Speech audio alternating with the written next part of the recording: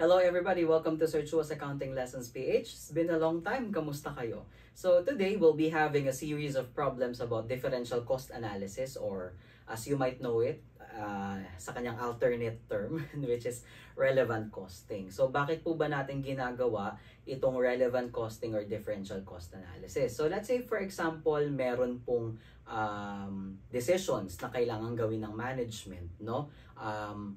Make or buy decisions, tayo na lang ba ang gagawa o bibili natin yung component sa labas? O hindi po kaya, meron akong product line or segment na pagka kinumpute yung kanyang profit by itself, nagne-net loss. So, parang feeling mo wala siyang ganong contribution sa profit. So, ang tanong ida-drop ko ba siya or mahayaan lang natin na ganun siya? No? So maraming mga option A, option B na pwedeng pag-isipan ng management. And one of the tools in management accounting that we can use is differential cost analysis. We call it differential cost analysis. It's because we look at the differential cost, or much more simpler explanation parang from the word itself na differential, yung differences mismo o pagkakaiba ng cost information, no? What you need to look for in option A, what are the things that you need to look for in option B, titignan natin isa-isa yon. Usually, no, ang nagiging irrelevant sa decision natin, for example, mga fixed cost. Kasi ang fixed cost, alam nyo yan, di ba? Since naka-fix siya, whatever level of production, whatever number of products you have, may mga fixed cost tayo, lalo na kung yung fixed cost mo, ang nature niya, unavoidable.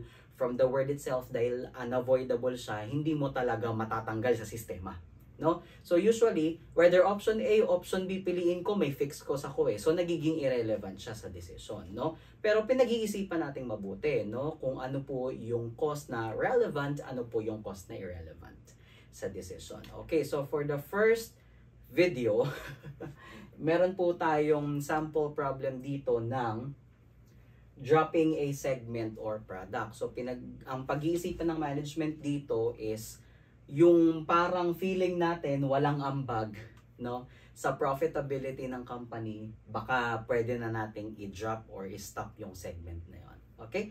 Let's look at the situation, then pag-usapan natin kung anong pwedeng gawin ng company and should they drop the product na sa tingin nila hindi nakakaambag ng maayos sa profitability. Okay. Honey Company expects the following results without considering any of the changes that is provided to you here. Cases A, B, and C. These are independent cases. Okay, so we have here sales for product A and sales for product B. And then, binigyan na rin kayo mismo ng variable costing income statement niya mismo na variable cost. So, contribution margin, andyan na din. And then your fixed cost, which is both avoidable and unavoidable. And then, basically, kita natin sa profit na even in totality, positive naman siya, positive $60 profit for this certain time period. Makikita natin na si B lang by itself, individually, pag tinignan mo, siya lang ang positive. Si A, negative, no? So, ang dating, parang ang una mong iisipin, baka pwedeng drop na natin si A kasi net loss siya, no? Kumbaga, unang tingin, tanggalin na yan. Wala namang ambag, no? Tag nyo yung ka-group nyong ganyan. De joke lang. Okay. So, we have separate cases here, no? Depende sa pag-iisipan ng management sa mga, kumbaga ito yung kanilang mga options, no? Na pwedeng i-explore. So, let's maybe go to the first option, then try natin kung ano mangyayari. Okay, so the first option, compute Honey's income simply if A is drop. Ibig sabihin, total, ang mindset dito parang, total, wala namang ambag si A, nagne-net loss siya, tanggalin lang natin as it is. May cases kasi mga kapatid na, di ba, unang tingin mo, negative siya. Pero, nung tinanggal mo, yung overall profit ng company, mas lalong bumababa. So, parang by principle, and technically speaking, kung mas bababa pa pala yung profit, kahit tanggalin natin yung pag tinanggal natin yung isang segment, mas bumababa yung profit. So, kahit net loss siya by itself, let it stay like that, no? So, check natin kung ganun ba yung mangyayari dito or karapat-dapat lang na i-drop yung A, no? No, si product A. Okay, so let's have your option A first. For your option A, compute Honey's income if A is dropped. Pag dinrop si A, ganito lang perspective mo. So, hindi mo na siya titignan. Si B lang. Tama ba yung ganong perspective? Tama ba yung ganong way? Hindi. Kasi meron kang mga unavoidable and avoidable fixed cost. Kasi nasa choices yan, no? Kunyari, multiple choice question ito. How much is the income of the company if A is dropped? Sir, tatanggalin lang naman si A. So the profit of the company is outright 70. Mali yun. Mali yun. Meron tayong mga fixed cost na kailangan pag-isipan. So, we can do it this way based on the cost information that is relevant in our decision. Okay, so how much is Honey's income as a company in total if A is dropped? So kung wala na si A, ang unang mangyayari, wala na si A, di ba? So yung contribution margin niya, slashed. Wala na yan. Wala yan. So sino na lang natira? Si B. May contribution margin siyang 200, so contribution margin ng product B starts with $200. Yan ang starting point mo. Okay? And then syempre, yung kanyang mga sariling fixed cost by itself, no, na naka-allocate sa kanya.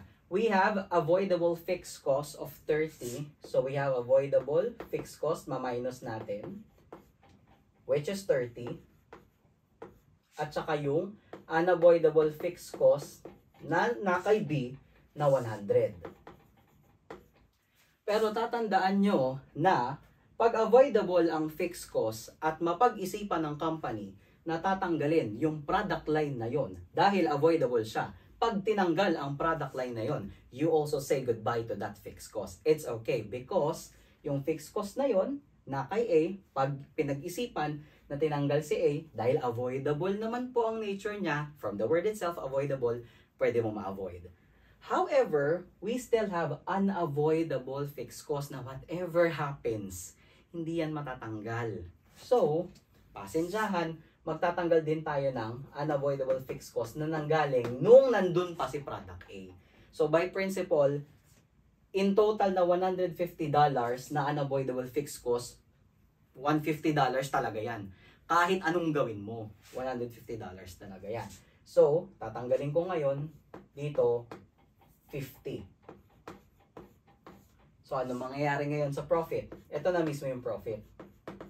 Kasi ang gumagana na lang si product B. So, si CM na lang ni product B yung meron ka. Tapos, yung fixed cost na nasa kanya mismo, 30, tsaka 100, at tsaka yung unavoidable natin galing kay A na 50. Yun na lang ang profit mo.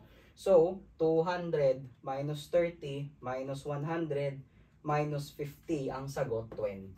Ngayon, ang tanong, idadrop ba natin si A sa senaryong ito? Nung tinanggal mo, nung hindi mo pa tinatanggal si A, ang profit ng buong company 60. Pero nung tinanggal mo si product A outright, si B na lang ang gumagana, mas mababa profit mo, kapatid, 20. So, ano ang decision natin dito? Sige, hayaan mo kahit individually net loss si A. Pag tinanggal kasi natin siya, mas bababa profit natin. Okay? So, ano decision ng company dito? Retain mo si A kahit net loss siya. Okay? Yung ibang estudyante, ganito ginagawa. Medyo nagto-totals by, parang yung mismong total nag-uumpisa. Pwede rin naman. So, sige, gawin natin. Lalagyan ko or. Magkano profit mo bago mangyari ang lahat ng pagbabago? 60, di ba? 60. Ganito gagawin natin. Dahil total of the company itong profit 60, kailangan lahat gagalawin mo, pag-iisipan mo. Mawawala na si A. So, minus, dito ako sa starting point profit na overall. OA, overall. Profit na overall mo, 60. So, syempre, dahil nasa overall kang mindset, kailangan overall din ang mindset mo dito. Okay? So, mawawala na si A. So, mawawala yung CM na 60. So, minus CM ni A na 60. Okay? Tapos, avoidable yung fixed cost na 20. So, dahil avoidable siya, di ko na siya papansinin. Okay, avoidable naman siya. Pag nawala si A, altogether, mawawala na siya. So, hindi ko na siya ma-minus sa profit. No? Mawawala ako ng cost na ganito eh. Diba? And then, unavoidable fixed cost ko, unavoidable fixed cost ko naman kay A. Eh, unavoidable yan, di ko matatanggal yan. O, 50. Okay? Tapos, yung ito mismo, profit na 70. Galing kay B. Okay? Profit mismo galing kay B. Huwag na natin isa-isahin kasi yan na mismo yon 70. Okay? Tignan nyo mabuti mangyayari. So, ito yung new profit after dropping A. So, 60, 60, 70 minus 50, 20. Ganun din. Kayo na bahala kung saan kayo komportable na analysis. Decision nyo yan kung paano nyo mapapadali ang buhay nyo. Pinakita ko lang yung dalawang perspective. Okay, sige po, diretso po tayo ng scenario B. Scenario B, ang sabi, A is dropped. Unit sales of B increases by 30%. Magkano ang bago nating profit? Okay? Pag tinanggal daw si A, si B tataas ng 30% sales. So, diretso na tayo sa CM para madali tayo. So, sa CM ni product B, originally, magkano? 200. Tumaas ang sales by 30%. So, hindi mo siya i-multiply lang ng 30%. Kasi pag 30% lang yung mismong minultiply mo, yun lang yung mismong increase. Ang gusto nating makita, yung umingcrease na. So, gagawa ka ngayon ng multiplier. Anong multiplier mo sa ganyan 30%? E di yung 100% mismo ng 200 at saka yung 30% ay dadagdag mo. So, ang multiplier mo, 1.3. 1.30. Okay? So, your new CM is 200 times 1.3. That is 260. Okay? Anong mga ima-minus natin? Yung avoidable fixed cost ni B na 30.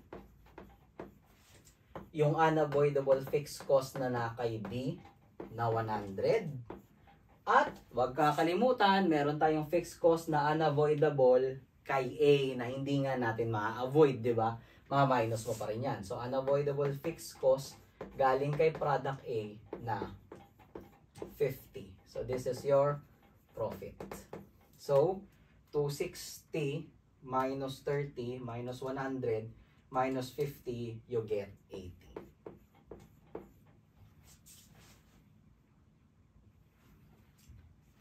Okay. Sana ako. Yun lang naman. Other way, sir, may other way po ba ito? Wala na. Kasi, ang other way lang naman ito, ang mangyayari, kung gusto mo lang naman pakita ng mas detailed pa, i-multiply mo sa 1.3 ito, 1.3 ito. So, ang dating, kung ano yung difference nun, lalabas sa CM. Yun din naman yun. So, idiretso mo na sa CM para madali ka sa computation. Gets nyo? Gets na yon. Okay, letter C. Sa case C naman po, papalitan si A. Teka, ano nga palang ating decision dito? Sorry. Nakalimutan ko. Anong decision natin dito? Nung tinanggal mo daw si A, tapos nag-increase ng 30% yung profit ni B. So, ginawa natin, di ba? Ang profit mo na ay 80. So, galing sa 60, naging 80. So, yung option B natin na magkakaroon tayo ng expected increase in product B na sales, if you drop product A, agree tayo dun as managers. Okay? It's all about getting it's getting the solution or the choice, the option that is better for the management. And ano ba yung better or beneficial for the management? Higher yung profit. Okay? Letter C.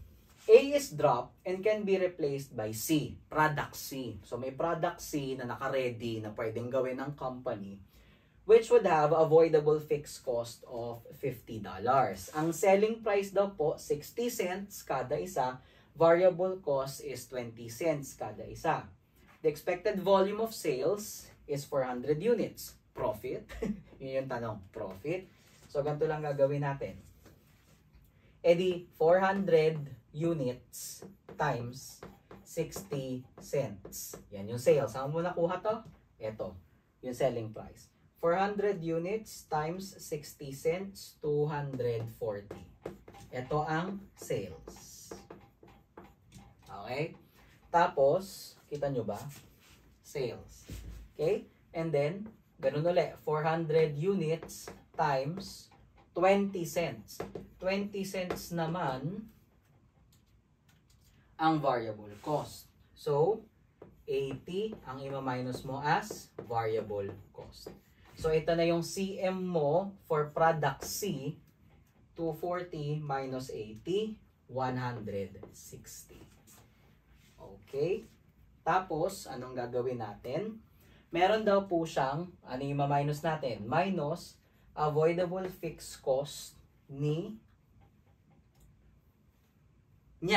C. May avoidable fixed cost siya. So, i-minus mo muna yon. Si C na 50. Okay? So, magkano ngayon ang profit ni C? Wala kasing binanggit na unavoidable para sa kanya. Parang ganon. So, profit